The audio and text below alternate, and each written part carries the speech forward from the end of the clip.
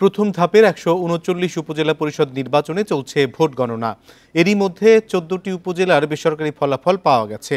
Chairman পদে কুড়িগ্রামের চিলমারীতে রুকুজ্জামান শাহীন, কক্সবাজার সদরে নুরুল আফসার ও কুতুবদিয়াতে ব্যারিস্টার হানিফ বিন কাশেম, দিনাজপুরের বিরামপুরে পারভেজ কবির, ঘোড়াঘাটে কাজী শুভ রহমান চৌধুরী ও হাকিমপুরে কামাল হোসেন রাজ, ঠাকুরগাঁওয়ের বালিয়াডাঙ্গিতে শফিকুল ইসলাম ও হরিপুরে আব্দুল কাইয়ুম, চাঁদপুর মতলব দক্ষিণে সিরাজুল মুস্তফা তালুকদার, বগুড়ার সোনাতলায় মিনহাজুজ্জামান লিটন এবং নারায়ণগঞ্জের বন্দর উপজেলায় মাকসুদ হোসেন বিজয়ী হয়েছেন।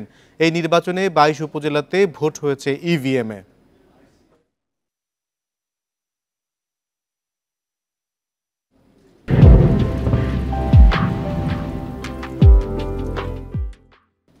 ভোট গণনার বিষয়ে আরও জানাতে এবার বরিশাল ও লক্ষ্মীপুর থেকে যুক্ত হচ্ছেন সহকর্মীরা। শুরুতেই বরিশাল থেকে জানাবেন মুরাদ আহমেদ।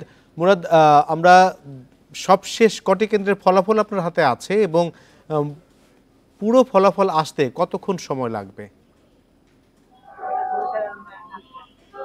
দেখুন, বেসরকারি বা দলীয় সূত্র থেকে যতটুকু পাওয়া যায় আমরা একটা কিছু ফলাফল পেয়ে গেছি। এখন এখানে না মানে ইনপুট দিয়ে তারপর সেটিকে আবার শো করতে দেরি হচ্ছে, যার ফলে এখানে এখন পর্যন্ত আমরা বোধহয় 38টি কেন্দ্রের রেজাল্টের মুখোমুখি হয়েছি। আর ইতিমধ্যেই আপনারা দেখেছেন আমাদের এইখানটায় এর আগের খবর আমরা দেখেছিলাম যে একদম পরিপূর্ণ গাড়ি, সব বিভিন্ন সংস্থার গাড়ি, ল অ্যান্ড অর্ডারের সাথে জড়িত তাদের গাড়িগুলো সব সরিয়ে নেওয়া হয়েছে। কারণ তিনি উঠে এসেছেন, তিনি একজন সাধারণ, একেবারে সাধারণ, উনার নাম হচ্ছে আব্দুল মালেক মাস্টার। উনি এখন পর্যন্ত শীর্ষে অবস্থান করছেন। তো শীর্ষে অবস্থান করায় যিনি শীর্ষে ছিলেন তিনি তাকে প্রায় ৬,০০০ ভোট টপকে তিনি উপরে উঠে গেছেন।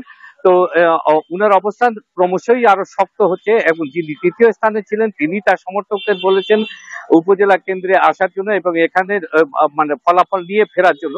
কিন্তু আসলে উনাদের এই সমস্ত খবরাখবর যেগুলো আইন শৃঙ্খলা বাহিনী হাতে পড়ার পর তারা যেটি করেছেন, গাড়ি যাদের যেটি ছিল সবগুলো সরিয়ে নিয়ে গেছেন। এবং আপনি একটু দেখুন আমার পেছনে যে জায়গাটি রয়েছে সেই জায়গাটি কিন্তু সম্পূর্ণভাবে গাড়ি ঘোড়া যাচ্ছিল তাতে ভরা ছিল। তো সেক্ষেত্রে এখন এখানে কোনো কিছু নেই। এখানে র্যাব, বিজিপি, পুলিশ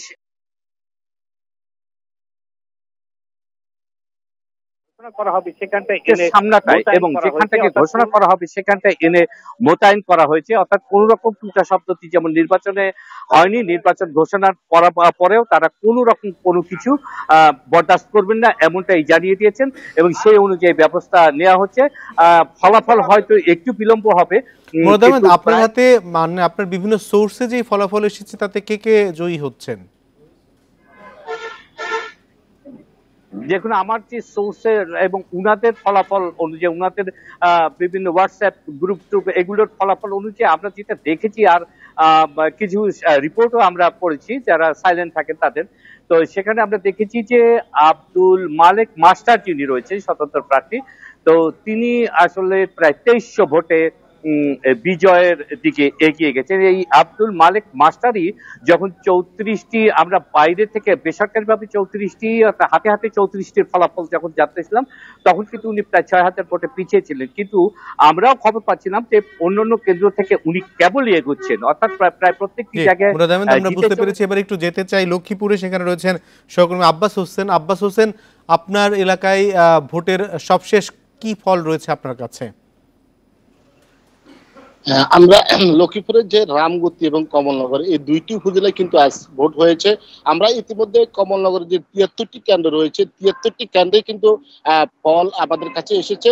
আর সেখানে যিনি ইসলামী শাসনতন্ত্র আন্দোলনের যিনি বহিষ্কৃত নেতা ছিলেন খালেদ সাইফুল্লাহ, তিনি ১৮,২৩০ ভোট পেয়েছেন। আর নিকটতম যিনি কাপ ফিরিজ বাবুল মিয়া তিনি পেয়েছেন ১৬,৮৭১ ভোট। অর্থাৎ এই খালেদ সাইফুল্লাহ ১,৩৫৯ ভোট পেয়ে তারা কিন্তু প্রাথমিকভাবে বিজয়ী হয়েছেন। এই খালেদ সাইফুল্লাহ এর আগে সরকারিরা ইউপি চেয়ারম্যান ছিলেন, সেখান থেকে তিনি পদত্যাগ করে কিন্তু তিনি উপজেলা নির্বাচনে প্রার্থী হয়েছেন। তবে আমি তার সাথে কথা বলেছি, তিনি বলছেন এই বিজয় তার নয়, এই বিজয় কমলনগর উপজেলার, এই বিজয় জনগণের। তিনি এটি বলেছেন। এর বাইরে কিন্তু আমরা রামগতি যে উপজেলা যেটা দেখেছি সেখানে শরাফুদ্দিন আজাদ সোহেল তিনি 26,000-এর মতো ভোট পেয়েছেন। এর নিকটতম প্রতিদ্বন্দ্বী যিনি রুকে আজাদ তিনি পেয়েছেন 23,000-এর কিছু ভোট। সেখানে কিন্তু শরাফুদ্দিন আজাদ তিনি বিজয়ের হওয়ার পথে, এমনটি সেখানে নির্বাচন কমিশন বা পুলিশ বা নির্বাহী কর্মকর্তাদের মাধ্যমে আমরা জানতে পেরেছি। এর বাইরেও কিন্তু আমরা দেখেছি আজকে কিন্তু শান্তিপূর্ণ ভাবে কিন্তু এই 143টি কেন্দ্রে ভোট হয়েছে। যদিও একটি কেন্দ্রে ভোটের কিছুক্ষণ আগে সংঘর্ষ হয়েছে, সেখানে 10 জন আহত হয়েছে রামগতির চরাবদার সরকারি প্রাথমিক বিদ্যালয়। এর বাইরে কিন্তু আমরা কমলনগরের জাঙ্গালিয়া সরকারি প্রাথমিক বিদ্যালয় জাল ভোট দেওয়ার অভিযোগে একজন সহকারী প্রিসাইডিং অফিসার মেহেদী হাসানকে আটক করা হয়েছে। তার বিরুদ্ধে মামলার প্রস্তুতি চলছে এমনটি আমরা জেনেছি। এর বাইরে কিন্তু আমরা আর কোনো ধরনের সংঘর্ষ বা অপ্রীতিকর ঘটনা ঘটেনি। মোটামুটি শান্তিপূর্ণভাবে ভোট শেষ হয়েছে। এই বিষয়ে জেলা প্রশাসক সুরাইয়া জাহান এবং পুলিশ সুপার তারেক বিন রশিদ তাদের সাথে কথা হয়েছে। তারা বলছেন এই শান্তিপূর্ণ ভোট যে হওয়ার কারণে কিন্তু জনগণের যে উৎসাহ ছিল এবং প্রশাসনের যে সহযোগিতা ছিল সবকিছু মিলে শান্তিপূর্ণ ভোট হয়েছে তারা দাবি করেছেন। কিন্তু আমরা দেখেছি যে সকালে যদিও সকালবেলা ভোটের উপস্থিতি কম ছিল, কিন্তু সেটি বৃষ্টি যাওয়ার পরে কিন্তু ভোটের উপস্থিতি ভোটারের যে উপস্থিতি সেটি বাড়ছে। তো এখানে 30 থেকে 40% মতো কাস্টিং হয়েছে এমনটি আমরা এখন পর্যন্ত জানতে পেরেছি। তবে আব্বাস হোসেন, আপনাকে অনেক ধন্যবাদ। একই সঙ্গে মুরাদ আহমেদ, আপনাকেও ধন্যবাদ জানাচ্ছি আমাদের সঙ্গে থাকবার জন্য।